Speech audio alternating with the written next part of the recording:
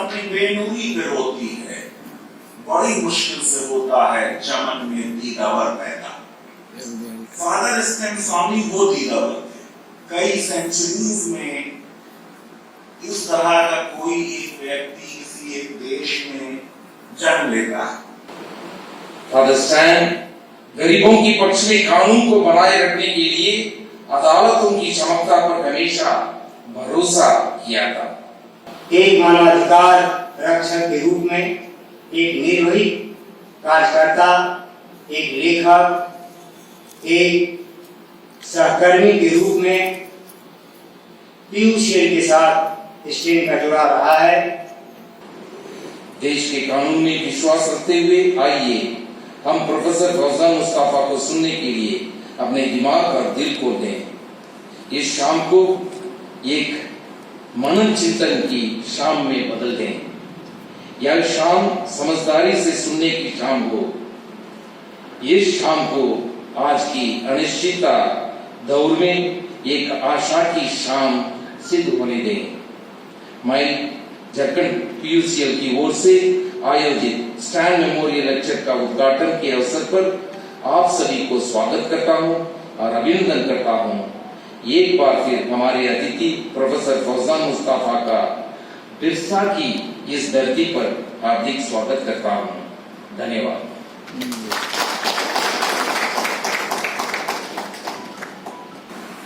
वैसे तो अपने अधिकारों के लिए भी लड़ना अच्छी बात है, लेकिन दूसरे के अधिकारों के लिए लड़ना, दूसरे के जंगल और जमीन और जल के लिए लड़ना और दूसरे प्रदेश में आ जाना जिसकी भाषा भी आप न जानते हो, ये मैं समझता हूं कि एक बहुत बड़ी चीज है। ह्यूमन राइट डिफेंडर्स की जो सबसे बड़ी खास चीज है वो यही है कि वो औरों के अधिकारों के लिए लड़ते हैं, औरों के अधिकारों के लिए जेल काटते हैं, बहुत से उनमें से अपनी जान गंवा देते हैं, पूरा परिवार उनका पीड़ित किया जाता है और ये पूरे विश्व में हमेशा से होता आया है। कहते हैं ना, मिटा दे अपनी हस्ती को अगर कुछ मर्तबा चाहे कि दाना खाक में मिलकर गुले गुलजार होता है। कोई ड्राइंग रूम में बैठ के कोई पेड़ नहीं होता है, वो मिट्टी में मिलता है तब वो एक दरख्त बनता है। ये समझने की जरूरत है कि जो मौलिक अधिकारों की लड़ाई होती है वो किसी सरकार से नहीं होती, किसी पार्टी से नहीं होती। यूएसएसआर में भी मौलिक अधिकार पामाल किए गए, चाइना में भी पामाल किए जा रहे हैं, मुसलमानों के भी किए जा रहे हैं। ये मुस्लिम देशों की ज्यादती है कि वो चाइना से अपने बिजनेस इंटरेस्ट की वजह से और कॉर्पोरेट्स के इंटरेस्ट की वजह से बोल नहीं पाते। ये उनकी हिपोक्रेसी। लेफ्ट गवर्नमेंट केरला में भी रही, वहां भी मौलिक अधिकारों का हनन होता है। बंगाल में भी बहुत साल रही, वहां भी मौलिक अधिकारों का हनन हुआ। इस्लामिक देशों में तो मौलिक अधिकारों का प्रोटेक्शन ही बहुत कम है। ऐसा क्या है मानव अधिकारों में कि ये एक परमानेंट स्ट्रगल है, जिनको हम ये समझ के लाते हैं कि वो मानव अधिकारों की रक्षा करेंगे in the name of liberty और इक्वालिटी और फ्रेटर्निटी, वो भी वैसे ही साबित होते हैं जिनको हटाया।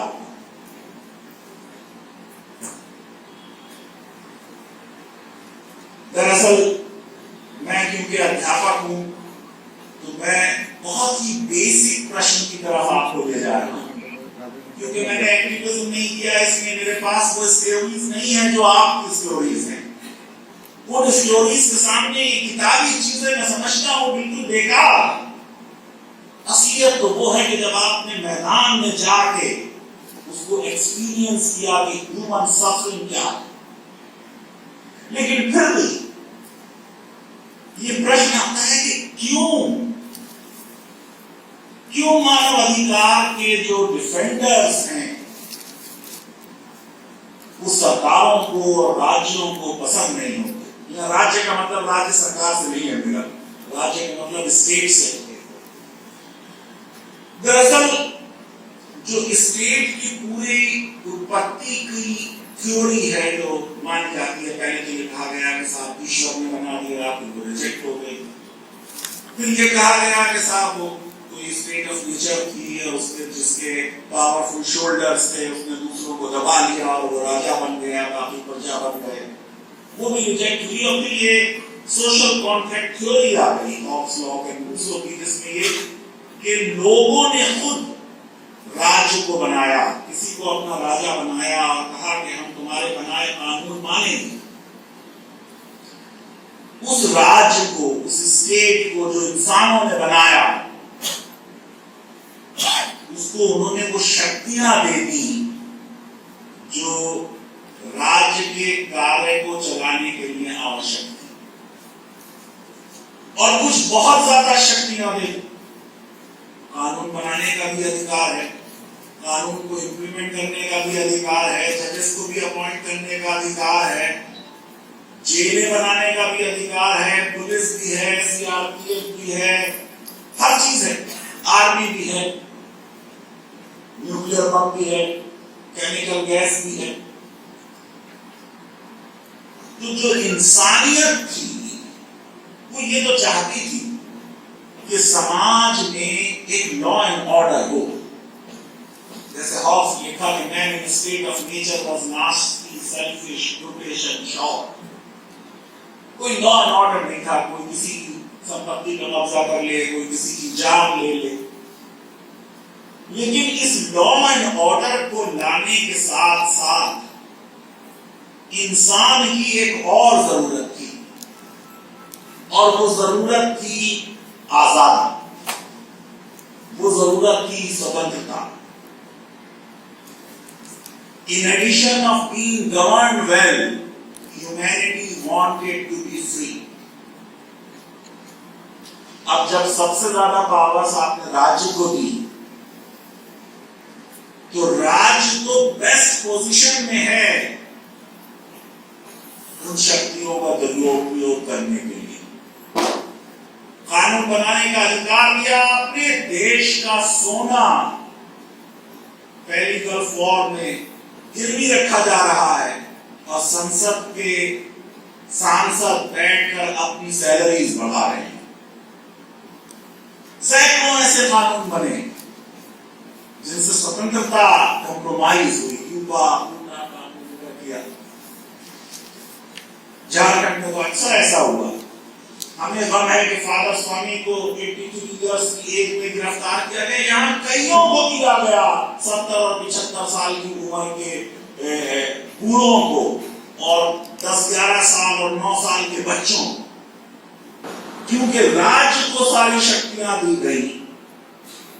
तो राज्य की शक्तियों पर कैसे अंकुश लगाया जाए, उसके लिए मानवाधिकारों का कर्तव्य कि मानवाधिकार सब के सब राज्य की शक्तियों पर अंकुश है। अगर मुझे स्वतंत्रता का अधिकार है, या प्राइवेसी का निजता का अधिकार है, या बोलने का अधिकार है, तो फिर राज्य को सेंसरशिप का अधिकार नहीं, राज्य को इलीगल अरेस्ट करने का अधिकार नहीं। अगर मुझे धर्म की स्वतंत्रता है, तो राज्य को मेरे धर्म के मामले में बोलने का अधिकार है। मुझको याद है कि 2015 में जब एक इसी सतबरवा के बगोरिया में मुठभेड़ के नाम पर जब 12 लोगों की हत्या कर दी गई थी, जिसमें 5 नाबालिग बच्चे थे, अखबार में जब यह खबर छपी थी तो बड़े उद्वेलित हो चुके थे। संवेदनशीलता ऐसी थी कि पूरे राज्य में मानवाधिकार हरण की जहां कहीं भी कोई घटनाएं हो, उस पर वो तत्काल पहल करने के लिए हम लोगों को प्रेरित करते और साथ खड़ा होते। बगोरिया कांड के संदर्भ में जब हम लोग तथ्यों के संकलन के लिए बगोरिया गए थे, उस समय फादर स्टीव की जो समर्पण भावना है वो हम लोगों को देखने को मिलता था। रात के 10 बजे तक सुदूर जंगलों के बीच में, जहां वो पीड़ित ग्रामीण थे, 10 बजे रात में उनके घर तक पहुंचने में जो कठिनाइयां हो रही थी, जो परेशानियां हो रही थी, मना करने के बाद भी स्टीन उनके परिजनों से मिले बिना नहीं माने।